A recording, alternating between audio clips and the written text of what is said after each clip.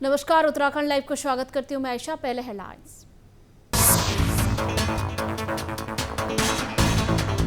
CM Dhami ने खेल एवं युवा कल्याण विभाग की समीक्षा, अधिकारियों को दिए तय समय से पदक विजेताओं को सरकारी नौकरी देने के निर्देश। सीएम धामी ने परखी आपदाओं से निपटने की तैयारी, प्रदेश भर में 66 संवेदनशील स्थानों की गई मॉक ड्रिल। सीएम ने संबंधित विभाग को दिए बेहतर तैयार के निर्देश। कल से फिर 15 दिवसीय सेवा पखवाड़ा आयोजित करेगी धामी सरकार, घर घर होगा जन समस्याओं का समाधान, अधिकारियों को दिए गए निर्देश।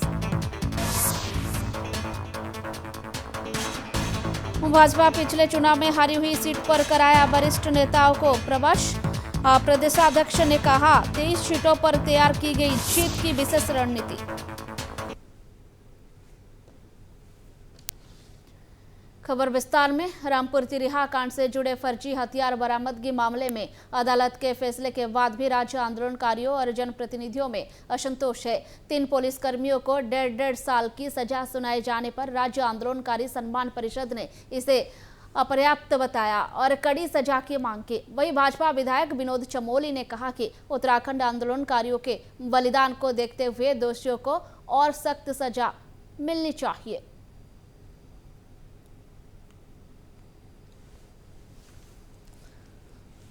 अब ये चूंकि जो है न्यायालय का विषय है और किन परिस्थितियों में और किन सबूतों के आधार पर, किन गवाहों के आधार पर न्यायालय ने ये निर्णय लिया, लेकिन मैं समझता हूँ कि ये सजा जो है और अधिक जो है लंबी होनी चाहिए और संभवतः हमारी सरकार इस पर जो है अपील में भी जाएगी और हम मांग करेंगे सरकार की तरफ से कि जो है इनको आजीवन कारावास की सजा होनी चाहिए। देखिए, मेरा ये मानना है कि जो निर्णय आया है ये पर्याप्त नहीं है, क्योंकि मुजफ्फरनगर कांड में बड़ा व्यभिचार हुआ है, हत्याएं हुई हैं और उसके लिए इतनी छोटी सजा ये मान्य नहीं हो सकती है। ये ठीक है कि पुलिस ने गलत एविडेंस वहाँ पर दिए और कोर्ट ने उसको नकारा है, उसके कारण पुलिस की संलिप्तता उन्होंने स्वीकारी है, लेकिन मुझे लगता है कि ये निर्णय अपर्याप्त है, इस पर रिवीजन में जाना चाहिए।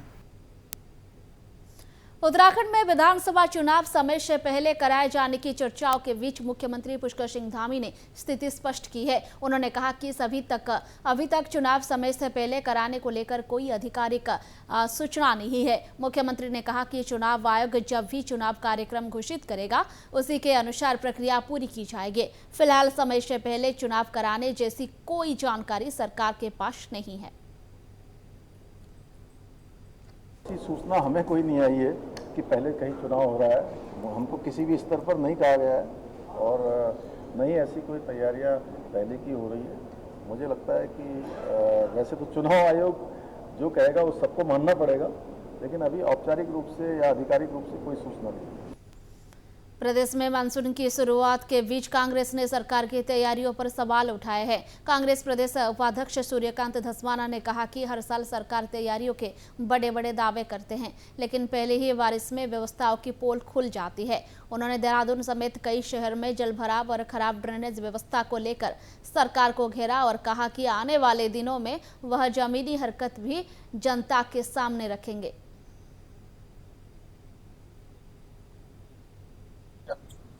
देखिए, मॉनसून दरवाजे पे है, दस्तक दे चुका है। पहाड़ों में बारिश हो रही है, मैदान में बारिश हो रही है और अब तो क्योंकि जुलाई का महीना शुरू हो रहा है, जुलाई, अगस्त, सितंबर, ये 3 महीने बहुत क्रूशियल होते हैं, बहुत ही संवेदनशील होते हैं पूरे राज्य के लिए।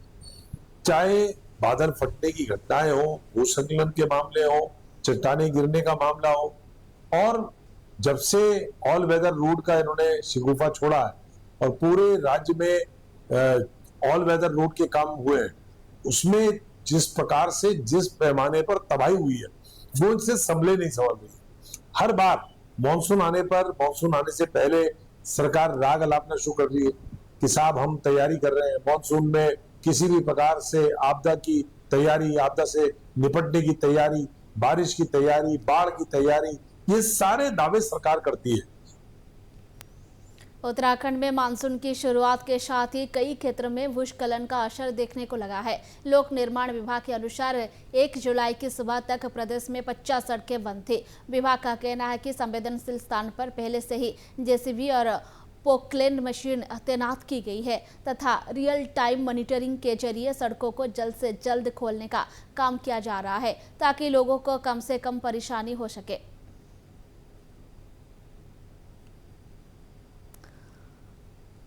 जितनी भी तैयारी मानसून को लेके है वो सारी मानसून की हमारी तैयारी पूरी है और किसी भी स्थिति के लिए हमारा पूरा विभाग तैयार है। हमने जो हमारे रोड्स के और कायदे संस्थाएं हैं, बीआरओ है, NHADCL है, NH हमारा PWD है, हमारे स्टेट रोड्स हैं और जो हमारे PMGSY हैं, उन सबका एक हमने पोर्टल बनाया है। विधानसभा चुनाव 2027 को लेकर भाजपा ने पिछली बार हारी 23 विधानसभा सीटों पर फोकस बढ़ा दिया है। पार्टी के सांसद, विधायक और वरिष्ठ नेताओं ने इस सीटों पर 2 दिवसीय प्रवास कर जनता के बीच सरकार की योजना और उपलब्धियों को पहुंचाया। भाजपा प्रदेश अध्यक्ष महेंद्र भट्ट का कहना है कि इन सीटों के लिए विशेष रणनीति तैयार की गई है और पार्टी को जमीनी स्तर पर सकारात्मक प्रतिक्रिया मिल रही है। देखिए, हमारी जो 23 सीटें हारी हुई थी उन सीटों के लिए हमने अपनी कार्ययोजना तैयार की। अभी आपने देखा होगा पिछले दिनों हमारे सभी सांसद, पूर्व मुख्यमंत्री, हम लोगों ने 24 घंटे का प्रवास उन सीटों भेजा है। बहुत अच्छा फीडबैक उन सीटों से हमको मिल रहा है। मानसून के दौरान संबंधित आपदाओं से निपटने की तैयारियों को परखने के लिए उत्तराखंड के सभी 13 जिलों के 66 संवेदनशील स्थान पर राज्य स्तरीय मॉक ड्रिल आयोजित की गई। देहरादून में मुख्यमंत्री पुष्कर सिंह धामी ने आपदा प्रबंधन मुख्यालय में ड्रिल का निरीक्षण किया और स्टेट व डिस्ट्रिक्ट डिजास्टर मैनेजमेंट प्लान का विमोचन किया।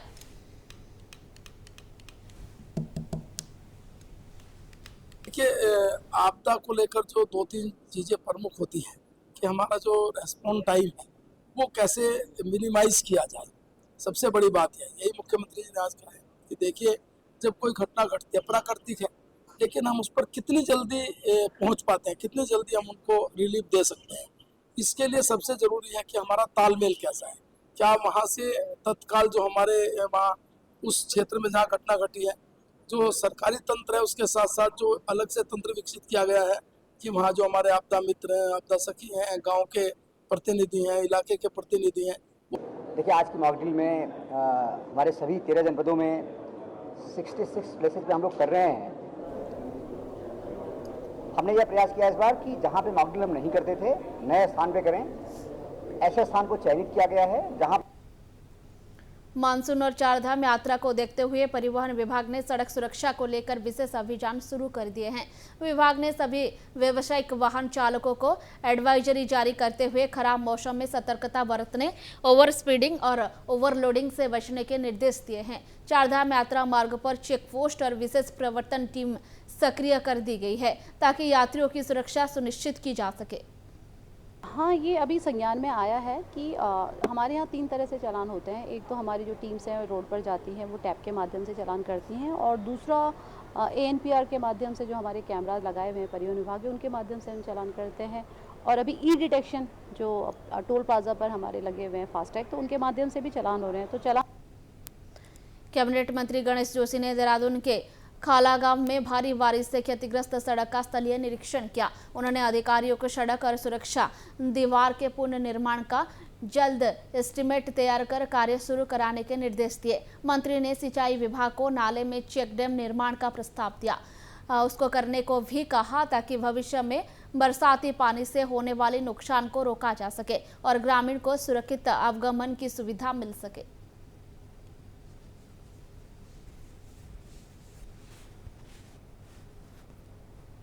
देखिए, भारी वर्षा से ये खाला गांव को जाने वाला मुख्य मार्ग जिसमें 30 परिवार रहते हैं, वो तो क्षतिग्रस्त हो गया है। जैसे सूचना मिली, हमारे जिलाधिकारी और मैं खुद यहाँ पर आए हैं और हमें निश्चित किया कि आज ही हमने 30 लाख रुपये डीएम साहब ने इसके लिए सूचित कर दिया है। हमारी सबसे पहली प्राथमिकता गाँव वालों को उनका रास्ता खोलने की है। विधानसभा चुनाव 2027 से पहले भाजपा ने बूथ स्तर पर संगठन को मजबूत करने की कवायद तेज कर दी है। भाजपा प्रदेश महामंत्री तरुण बंसल ने कहा कि पार्टी का हर कार्यक्रम बूथ आधारित होता है और संगठन की सबसे मजबूत कड़ी बूथ ही है। उन्होंने बताया कि बूथ अध्यक्षों और कमेटियों के गठन का काम जारी है ताकि सरकार की योजनाओं को प्रभावी ढंग से जनता तक पहुंचाया जा सके। देखिए, भारतीय जनता पार्टी बूथ आधारित पार्टी है। बूथ से ही हमारे यहाँ कार्यकर्ता ऊपर उठ के प्रदेश स्तर पर, चाहे राष्ट्रीय स्तर पर, जिला स्तर पर, सब जगह स्तर पर कार्यकर्ता नीचे से ही आते हैं। तो हमारा फोकस हमेशा से बूथों पर रहता है और चुनाव हम बूथों के आधार पर ही। आज भारतीय जनता पार्टी की जो 22 स्टेटों में सरकार है, पूरे केंद्र में सरकार है, पंचायतों में, नगर निगमों में, नगर पालिकाओं में, तो वो उसका एक ही कारण है कि हम बूथ स्तर तक के काम पे अपने फोकस हमेशा से ही रहते हैं। मुख्यमंत्री पुष्कर सिंह धामी के 5 वर्ष पूरे होने पर सरकार जहां अपनी उपलब्धियों को जनता के बीच ले जाने की तैयार कर रही है, वहीं कांग्रेस ने सरकार पर निशाना साधा है। कांग्रेस प्रदेश प्रवक्ता डॉक्टर प्रतिमा सिंह ने कहा कि 5 साल में सरकार ऐसी कोई उपलब्धि नहीं गिन सकती है आज जिस पर जनता गर्व करे। उन्होंने बेरोजगारी, महंगाई, अपराध और भ्रष्टाचार जैसे मुद्दों को उठाते हुए सरकार के कामकाज पर सवाल खड़े किए हैं।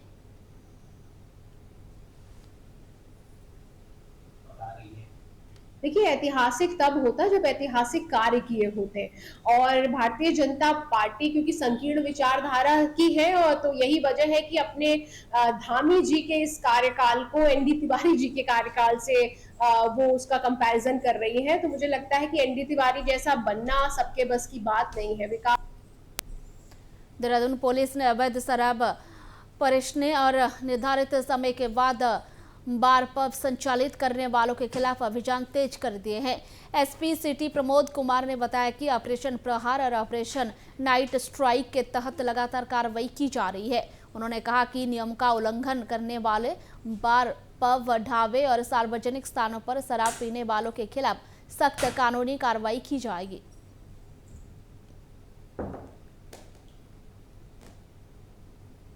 देखिए, अभी विगत कई माह से इस संबंध में हमारे द्वारा लगातार और प्रचुर मात्रा में कार्रवाई की जा रही है और लगातार ऐसी कार्रवाई हमारे द्वारा अभी भी जारी की जाएगी। इसमें दो हैं, एक तो ऑपरेशन प्रहार के तहत हमारे द्वारा कार्रवाई की जा रही है और साथ ही साथ जो ऑपरेशन हमारा नाइट स्ट्राइक है वो भी बदस्तूर जारी है। और मैं बार बार कहता हूँ कि जो भी व्यक्ति, एक तो जो समय सीमा है, जो भी हमारे ये बार हैं, पब्स हैं, जो समय सीमा है उनकी, उसे अगर निर्धारित अवधि में अगर कोई उसके बाद अगर कोई खुला होगा तो 100% उसके विरुद्ध कार्रवाई की जाएगी। अभी पिछले माह भी हमने 2 उसमें क्लब्स और रेस्टोरेंट के विरुद्ध FIR की है। इसके अलावा जो भी ये छोटे मोटे जो होटल हैं, ढाबे हैं या रेहड़ी ठेली हैं जो कि अवैध रूप से शराब परोसने का या प्रदेश में निराश्रित पशुओं की बढ़ती समस्या से निपटने के लिए पशुपालन विभाग 70 नई गौशालाओं का निर्माण कर रहा है। पशुपालन मंत्री सौरभ बहुगुणा ने कहा कि इससे सड़क दुर्घटनाओं में कमी आएगी और किसानों की फसल को भी नुकसान से बचाया जा सकेगा। उन्होंने बताया कि जो लोग अपने स्तर पर निराश्रित पशुओं का पालन करना चाहते हैं उनके लिए भी विभाग की ओर से योजना संचालित की जा रही है। देखिए, आपकी बात एकदम सही है। निराश्रित पशुओं की समस्या बहुत बड़ी समस्या है। सिर्फ जो हमारे एक्सीडेंट्स हो रहे हैं, जैसे आपने बताया, उससे लोगों की जान को भी खतरा है, पशु की जान और इंसान की जान दोनों को खतरा है।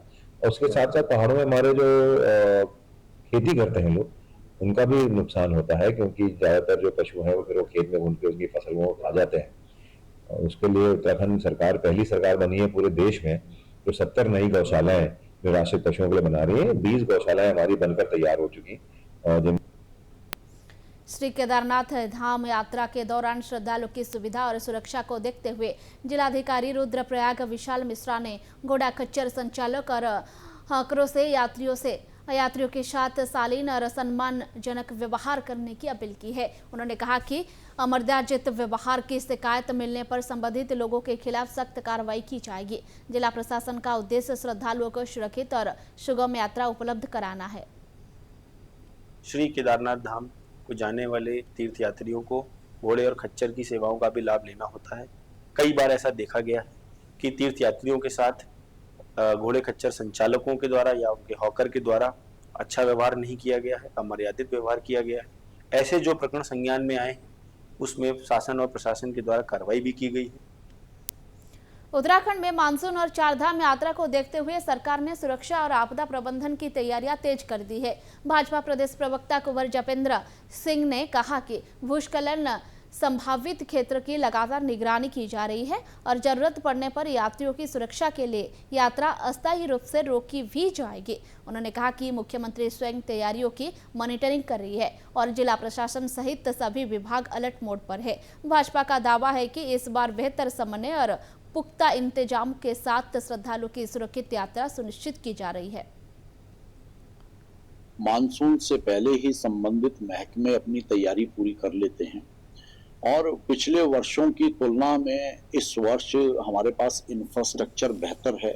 यात्रियों की सुविधाओं का भी विशेष ख्याल रखा जा रहा है और सुरक्षा की दृष्टि से अत्यधिक बारिश के दिनों में यात्रा को रोकने का भी बीच में प्रावधान है, यात्रियों को सचेत करने का भी प्रावधान है और लैंडस्लाइडिंग जहां होती है उन क्षेत्रों पर विशेष रूप से संबंधित। देहरादून के कोरोनेशन अस्पताल में जिलाधिकारी डॉक्टर आशीष चौहान के अचूक निरीक्षण के दौरान स्वास्थ्य व्यवस्थाओं में कई गंभीर खामियां सामने आई है। आईसीयू में एसी बंद, वार्डों में गंदगी, अधूरे रजिस्टर और मरीजों को फटे कंबल दिए जाने पर डीएम ने अधिकारियों को कड़ी फटकार लगाए। उन्होंने सीएमओ और सीएमएस की संयुक्त समिति गठित कर तत्काल जांच रिपोर्ट तलब की और जिम्मेदारी के खिलाफ कार्रवाई के निर्देश दिए। निरीक्षण के दौरान एक लावारिश गंभीर मरीज का तत्काल उपचार भी सुनिश्चित कराया गया, जबकि अस्पताल की सभी व्यवस्था जल्द दुरुस्त करने के निर्देश भी दिए गए।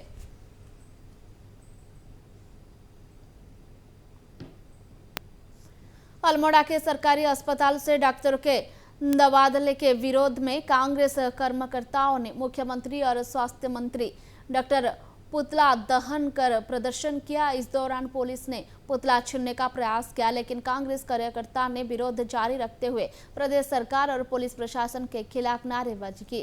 कांग्रेस जिलाध्यक्ष भूपेंद्र भोज ने आरोप लगाया है कि सरकार विरोध की आवाज भी दबाना चाहती है और डॉक्टर के तबादले तत्काल निरस्त करने की मांग की।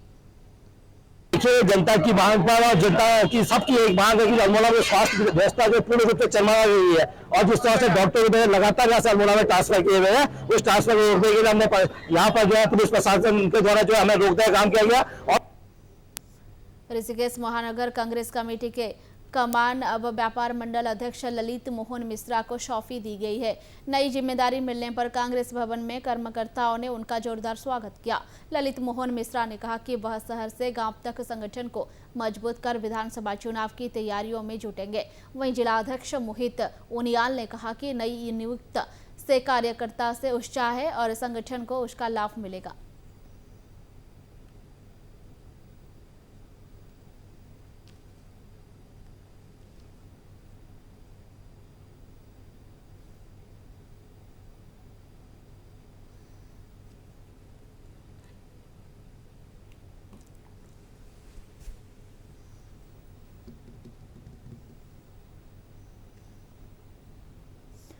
उत्तराखंड लाइव को यहीं रखती हूँ। नमस्कार।